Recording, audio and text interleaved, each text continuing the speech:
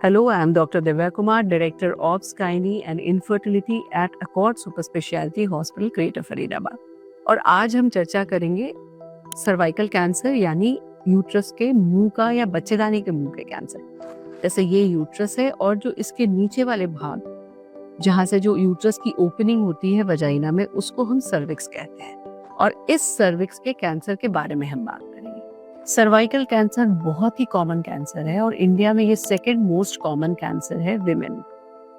और अगर हम बात करें कि कितनी औरतें इससे अफेक्टेड हैं, तो हर साल 1 लाख औरतें अफेक्टेड होती हैं, जिसमें 70,000 औरतों की मौत हो जाती है। तो ये जो डेटा है ये बड़ा ही भयावह है। बट सबसे इम्पोर्टेंट बात है और इनफैक्ट दुख की बात है कि ये एक इस कैंसर से हम बच सकते हैं और फिर भी इससे मौत की संख्या इतनी ज्यादा है।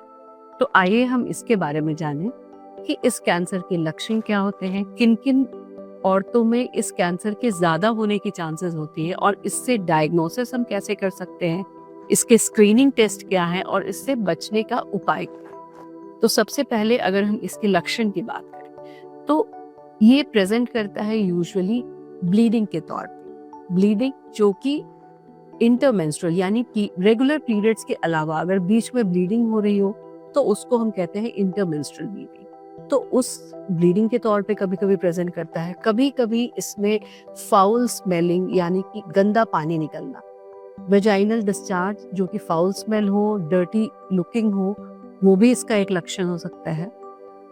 तीसरा लक्षण इसका हो सकता है कि पोस्ट कोइटल ब्लीडिंग, यानी कि जब इंटरकोर्स करने के बाद अगर ब्लीडिंग हो रही है तो उसको भी हमें सीरियसली लेना चाहिए। और अगर हम बात करें कि कैसी औरतों में ये ज्यादा पाया जाता है, ऐसी फीमेल्स जिन्होंने जो सेक्सुअली एक्टिव हो गई हो at a very young age, ऐसी फीमेल्स जिनके मल्टीपल पार्टनर्स हो, ऐसी फीमेल्स जिनके इम्यूनिटी लोअर्ड हो, जैसे जिनमें HIV का इन्फेक्शन हो, या ऐसी फीमेल्स जिनके बहुत सारे बच्चे हो, मल्टीपैरिटी हो, मतलब बार बार ये जो सर्विक्स वाले एरिया पे चोट पहुंच रही हो बिकॉज ऑफ मल्टीपल डिलीवरीज। ये सारी औरतें जो होती हैं इनमें सर्वाइकल कैंसर के चांसेस ज्यादा होते हैं। अब हम बात करेंगे कि इसकी डायग्नोसिस हम कैसे कर सकते हैं। डायग्नोसिस बहुत ही आसान होता है क्योंकि ये वाला जो पार्ट होता है वो नीचे की तरफ से दिखता है। इसके लिए हमें कोई कट या कोई ऑपरेट करने की जरूरत नहीं पड़ती। यहाँ से इसी हिस्से की हम बायोप्सी लेके भेज सकते हैं। तो ये एक सिंपल सा शॉर्ट GA में ये प्रोसीजर हो सकता है। अब अगर हम स्क्रीनिंग की बात करें तो इसका जो स्क्रीनिंग है वो OPD बेसिस पे हो जाता है। और स्क्रीनिंग टेस्ट में सबसे पहला तो होता है जो विजुअल इंस्पेक्शन ऑफ सर्विक्स। जब आप अपने गायनेकोलॉजिस्ट के पास जाते हो तो आपके गायनेकोलॉजिस्ट एक पर स्पेकुलम एग्जामिनेशन, मतलब यहाँ पे एक स्पेकुलम डाल के हम अपनी आंखों से देख लेते हैं कि ये जगह हेल्दी है या नहीं। तो सबसे सिंपल टेस्ट तो हुआ ये। दूसरा होता है पैप स्मेयर का टेस्ट। पैप स्मेयर मतलब यहाँ से हम थोड़ा सा डिस्चार्ज ले लेते हैं। ये भी OPD बेसिस पे होता है। इसके लिए कोई एनेस्थीसिया की जरूरत नहीं होती और उस डिस्चार्ज को हम अपने माइक्रोस्कोप के नीचे देखते हैं तो हमें सेल में होने वाले चेंजेस पता चल जाते हैं। एक और टेस्ट होता है जो HPV वायरस के लिए होता है, क्योंकि ये जो ह्यूमन पैपिलोमा वायरस होता है ये सबसे कॉमन कॉज होता है सर्वाइकल कैंसर का।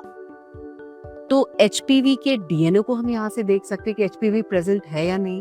प्लस HPV जो यानी कि ह्यूमन पैपिलोमा वायरस के बड़े सारे टाइप्स होते हैं। कुछ टाइप इन्वेजिव होते हैं, कुछ नॉन इन्वेजिव होते हैं। तो फर्दर अगर हमें ह्यूमन पैपिलोमा वायरस मिलते हैं तो फिर आगे हम उनके टाइप्स को भी देख लेते हैं कि इन्वेजिव है या नॉन इन्वेजिव स्ट्रेन से इन्फेक्शन है। तो इस तरह से हम स्क्रीनिंग कर सकते हैं। अगर स्क्रीनिंग आपका नेगेटिव आता है और आप लो रिस्क ग्रुप में होते हो तो फिर ये बार बार कराने की, पैप स्मेयर कराने की जरूरत भी नहीं होती। या 1 या 3 या 5 ईयर इंटरवल पे वो आपकी गायनेक आपको बताएंगे। आप इसको चेकअप करा के आप ये जान सकते हो कि आपके यूट्रस का माउथ यानी सर्विक्स वो बिल्कुल हेल्दी है। देन कमिंग टू, अगर हमें पता चल गया कि सर्वाइकल कैंसर है तो उसके लिए क्या इलाज है। सर्वाइकल कैंसर अगर एक बार बायोप्सी में प्रूवन हो जाता है, बायोप्सी से के द्वारा हमने डायग्नोज कर लिया, तो फर्दर हम अल्ट्रासाउंड या MRI या पेट स्कैन करके हम जानते हैं कि वो अंदर कितना फैला है। अगर शुरू के स्टेज में हमने डायग्नोज कर लिया तो सिंपल हिस्टेक्टोमी यानी यूट्रस रिमूवल, जो थोड़ा एक्सटेंसिव होता है इन केसेस में, उसके द्वारा हम इसको कंप्लीटली क्योर कर सकते हैं। अगर सेकेंड स्टेज या थर्ड स्टेज में मिलता है तो फिर हमें कीमो रेडिएशन की भी जरूरत होती है, यानी कीमोथेरेपी या रेडियोथेरेपी की जरूरत होती है।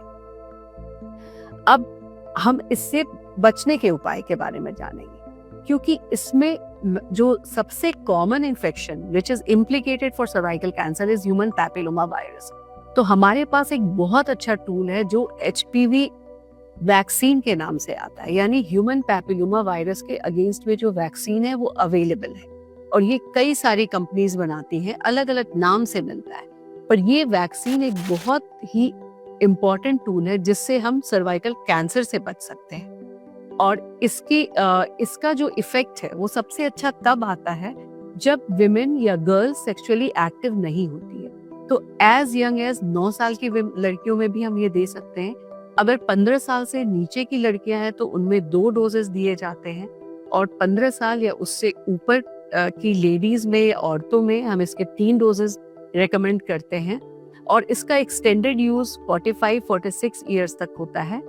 लेकिन जब भी ऐसी औरतों में ये हम वैक्सीन दे रहे हैं जो ऑलरेडी सेक्सुअली एक्टिव हैं, तो इसकी एफिकेसी थोड़ी कम हो जाती है, बट ये इफेक्टिव तब भी होता है। तो ये एक बहुत ही इंपॉर्टेंट टूल है और इसके बारे में आपको जानकारी अपने गायनेक से जरूर लेनी चाहिए। तो सर्वाइकल कैंसर एक तरह से आप ऐसे माने कि वो एक प्रिवेंटेबल कैंसर है। अगर हमें पता है कि हम इससे बच सकते हैं वैक्सीन के द्वारा, तो हमें उसके लिए जाना चाहिए। सर्वाइकल कैंसर एकदम से अपीयर नहीं होता है, इसका एक स्पेक्ट्रम होता है। पहले ये प्री कैंसरस के रूप में अपीयर होता है, और अगर हमने प्री कैंसरस स्टेज में ही इसको डिटेक्ट कर लिया तो इसका ट्रीटमेंट बहुत सिंपल और आसान होता है, और कभी कभी हमें इसमें यूट्रस निकालने की भी जरूरत नहीं होती। और ये सारा कुछ हम जान सकते हैं सर्वाइकल कैंसर स्क्रीनिंग के जो टेस्ट होते हैं, जिसमें पैप स्मीयर या HPV टेस्ट, ये सारे टेस्ट बहुत महत्वपूर्ण होते हैं। और एक प्री कैंसरस लीजन को, यानी कि प्री कैंसरस चेंजेस को कैंसर में बदलने में कई बार 10 से 15 साल भी लग जाते हैं। तो एक बहुत बड़ा स्पेक्ट्रम होता है, बहुत बड़ा टाइम होता है हमारे पास, जिसमें अगर हम रेगुलर चेकअप के थ्रू डिटेक्ट कर लें तो हम सही समय पे उसका सही उपचार कर सकते हैं और हम इनफैक्ट सर्वाइकल कैंसर से बच भी सकते हैं।